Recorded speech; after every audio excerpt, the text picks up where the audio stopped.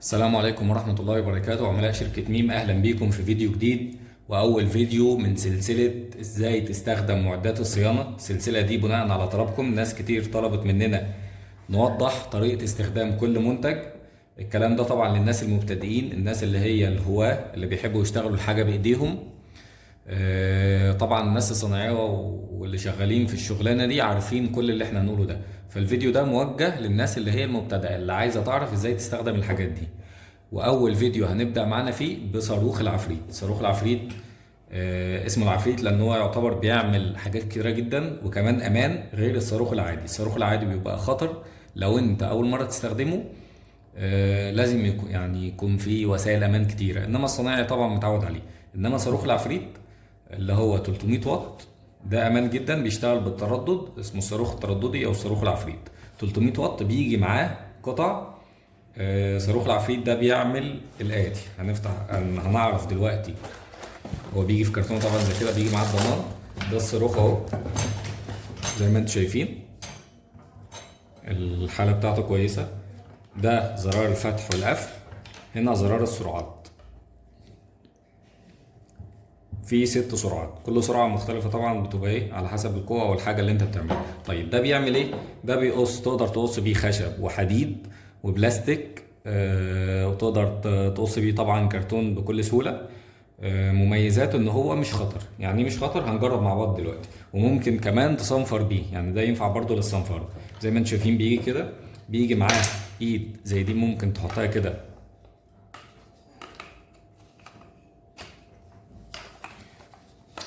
دي ايد اهي بتركب كده، ودي حتة بلاستيك بتثبتها بيها.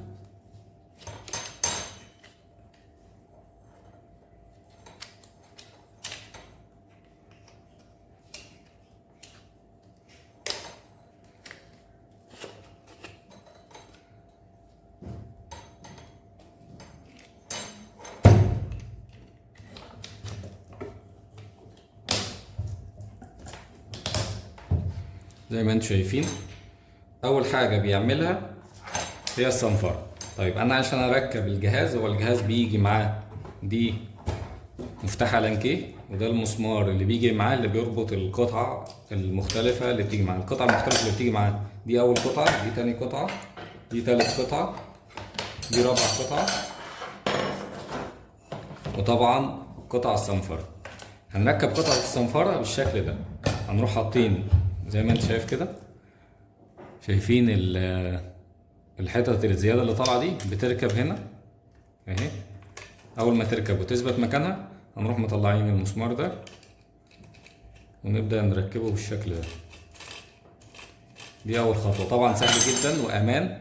هنربط بس على دي كويس، يعني لو لا قدر الله فلتت بالغلط او حاجة بنسبة كبيرة مش هتعورك زي الصاروخ اللي هو التاني.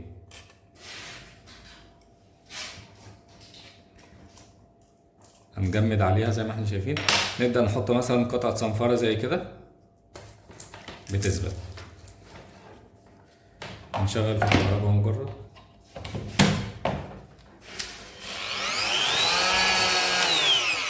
زي ما انت شايف بيشتغل بالتردد، يعني بيروح يمين وشمال بس بسرعة كبيرة جدا. السرعة بتاعته ممكن تصل ل1000 ل10000، من 10000 ل20 لفة في الدقيقة، من 10000 ل20 أو اهتزاز في الدقيقة. هنجرب دلوقتي مثلا نصنفر بيه خشب. هو على فكرة عملي جدا، أنا استخدمته في بعض الحاجات الاستخدام الشخصي، ما شاء الله كويس جدا.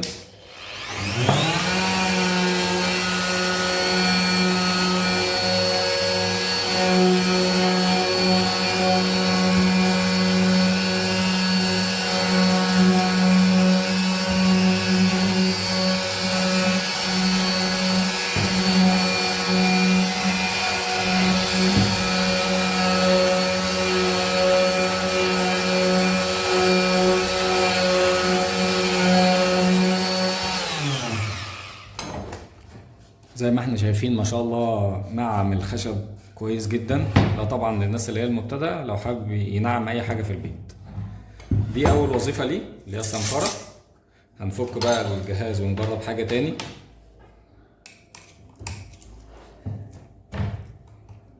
الفك طبعا بتاعه سهل يدوي.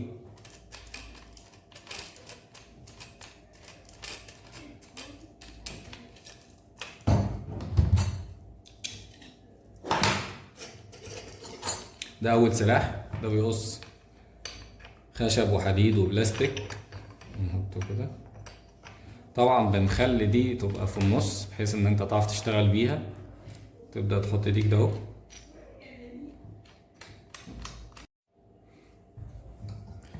هنقفل عليها جامد كده زي ما انتم شايفين كده اهو. هنجرب بقى دلوقتي عمل هل هي بتقطع الخشب ولا لا. طبعا ده للشغل يعني شغل الخفيف، الناس اللي هي بتستخدم في البيت زي ما قلنا، مش الشغل التقيل قوي يعني.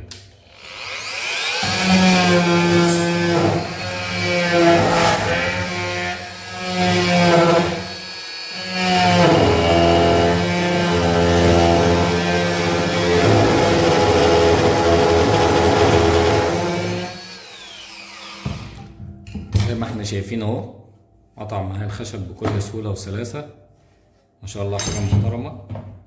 ده هينفعك جدا لحاجة زي كده. عندك برضو بيعمل حاجة تانية، او مثلا الاسطح بيبقى الناس اللي هي شغالة في الدهان، لو في مثلا دهان واقع على الارض او على اي حاجة سيراميك مثلا، يقدر يشيل بيه عن طريق الأداة دي. ده برضو ايه، او لو عندك كراتين مثلا لازقة على اسطح وحابب تشيلها، اكياس، حاجات زي كده، الناس اللي هم بتوع الدعاية، ده برضو ممكن يستخدموا في حاجة زي كده. طبعا بيقص برضو حديد، بس برضو للشغل الخفيف مش الشغل التقيل. ده اول سلاح معانا. طبعا احنا كده عرفنا ايه ازاي نفك ونربط وازاي نحط السلاح.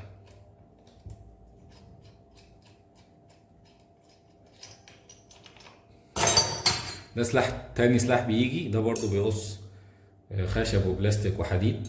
برضو هتركبه بنفس الطريقة، تركبه كده.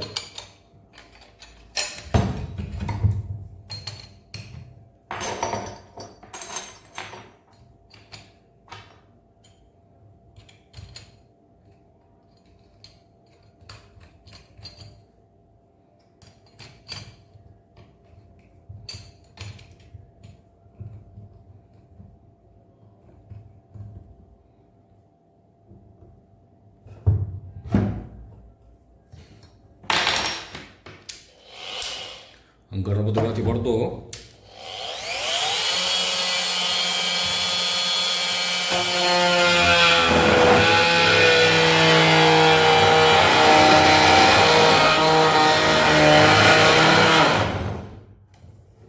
زي ما احنا شايفين برضو كويس جدا، السلاح كويس جدا، تقدر تقص بيه برضو بكل سهولة. ده كده استخدامات صاروخ العفريت. طبعا للناس اللي هو المبتدئين هيبقى كويس جدا معاهم. انتظرونا ان شاء الله الفيديو الجاي هنتكلم فيه عن منتج تاني. دي القطعة التالتة زي ما وريتها لحضرتك. الفيديو الجاي ان شاء الله هنتكلم فيه برضو عن منتج تاني. وشكرا.